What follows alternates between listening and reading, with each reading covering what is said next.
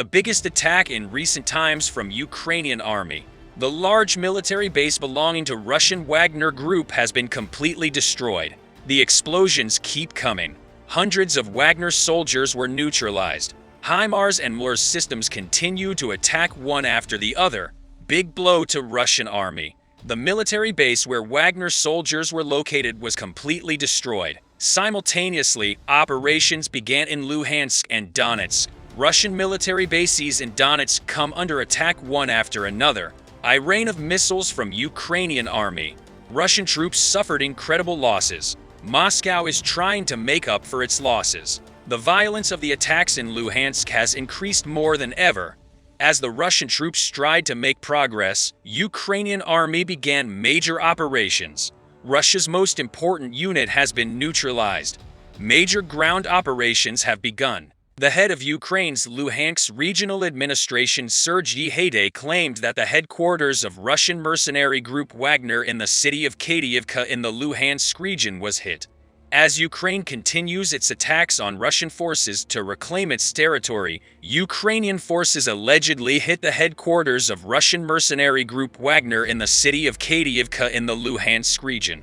Ukraine Luhansk Regional Administration President Sergei Haidai said in a statement on his social media account, "Great explosions occurred at Wagner Group's headquarters in Kadiivka." It was stated that the military base, which was stated to be Wagner's headquarters, was destroyed shortly after. Shortly after, Russian media confirmed that Russian military base in Luhansk was attacked and completely destroyed. With the start of the attacks, the military base was completely destroyed.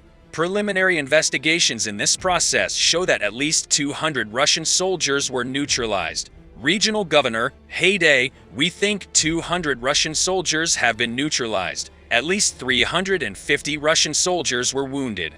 He said that the losses of Russian army will increase in the coming hours. The military base in the area was surrounded by Ukrainian army. In addition, highways and supply routes in the region were destroyed. Russia can't get help from the surrounding regions. The destruction of the largest mercenary base in Luhansk indicates that the Russian army will lose a great deal of power in the region. Kiev said it was retaliating for attacks by Russia with drones and missiles. The coordination of Russian army in Luhansk is quite deteriorated. Although there are many Russian air defense systems in the region, they cannot stop the attacks of Ukrainian army. We know that Ukraine launched attacks on Russian command centers in Melitopol in the morning. Russian air defense systems in the region managed to stop only one of the attacks. The very low success rate of Russian air defense systems causes Russian army to lose more and more every day.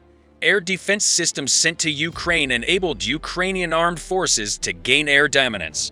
While most of the attacks of Russian army with missiles and unmanned aerial vehicles have been stopped, Russian army has major problems with air defense systems. It is known that there are 4 S-300 air defense systems around Wagner military base.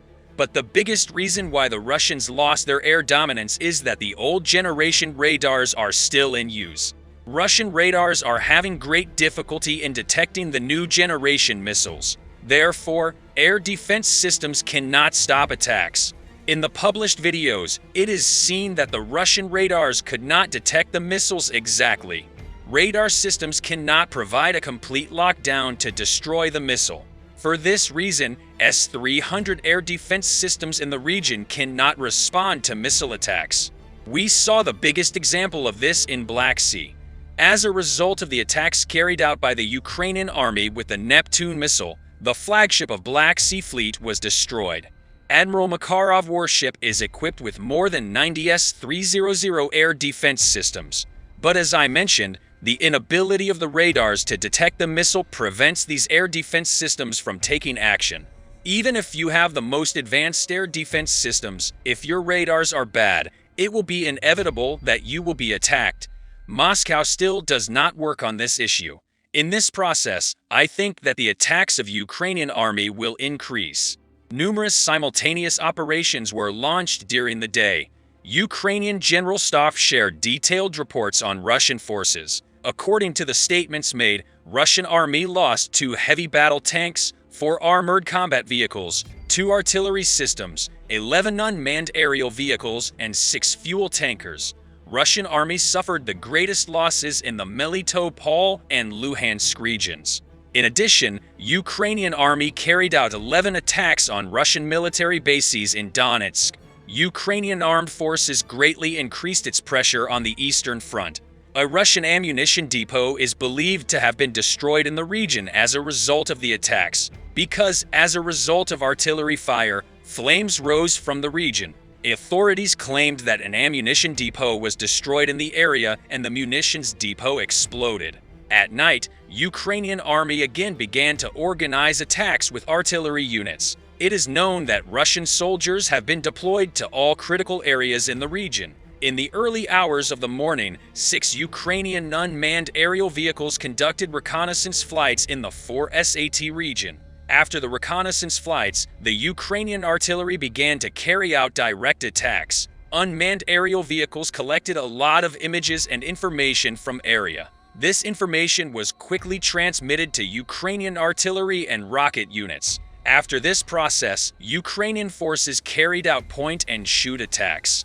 Military press service of Russia confirmed that the Ukrainian army carried out intense artillery attacks. The attacks started in the early hours of the morning and continued until the night hours. In order to reduce the number of wounded, it was stated that the Russian defense lines should be withdrawn 20 to 30 kilometers and Ukrainian artillery systems should be taken out of range.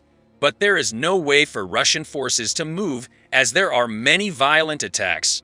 In this process, it was stated that Ukrainian army repelled 8 Russian attacks in 11 critical regions. Ukrainian General Staff announced that Ukrainian armed forces repelled the attacks of Russian forces on the Novoselivsk, Andriivka, Chervenopopivka, Jytlivka, Serebryansk, and Bilo-Horivka regions of Luhansk Oblast. Also, Russian attacks on Verkhnokamiansk, Solder, Bakhmutska, Pidharadin, and Bakhmut in Donetsk Oblast were repelled. At the same time, the Russians carried out 3 missile strikes and 17 air strikes, as well as 60 attacks from multiple launch rocket systems. With the destruction of Wagner military base, the Russians declared forced mobilization in the Luhansk region. To compensate for the shortage of personnel in the Russian troops operating on the Severodonetsk front of Ukrainian armed forces, Russian army intensified measures of forced mobilization on the territory of the Luhansk Oblast.